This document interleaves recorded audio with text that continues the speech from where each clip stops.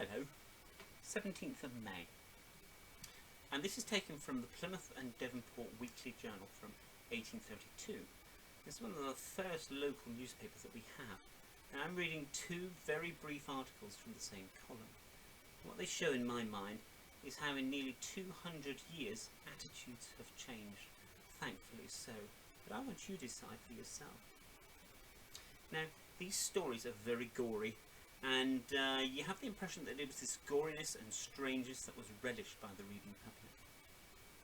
First one starts: a convict in Dockyard was killed on Monday by a shaft protruding through his body, and I said it was gory, I'm sorry, as he was occupied in drawing some timber.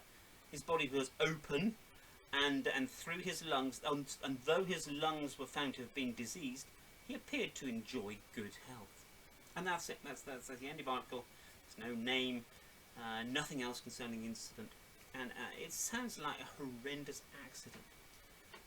I think I'd like to know how it happened, and what measures were being taken to stop it happening again.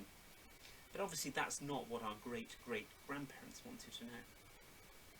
And the second article is equally gory. It's entitled Suicide. On Monday last, a boy named Lee, who lived in St Alban Street, cut his throat with a shoemaker's knife so as to produce instant death. He was the only son of the late hangman of Exeter. A strange fatality appears to have befallen his family. His father, his uncle, his grandfather all destroyed themselves.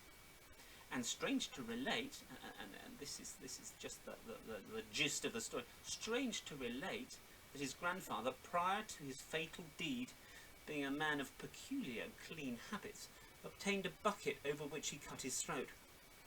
And it was supposed that he did this in order not to spill his blood over the new carpet.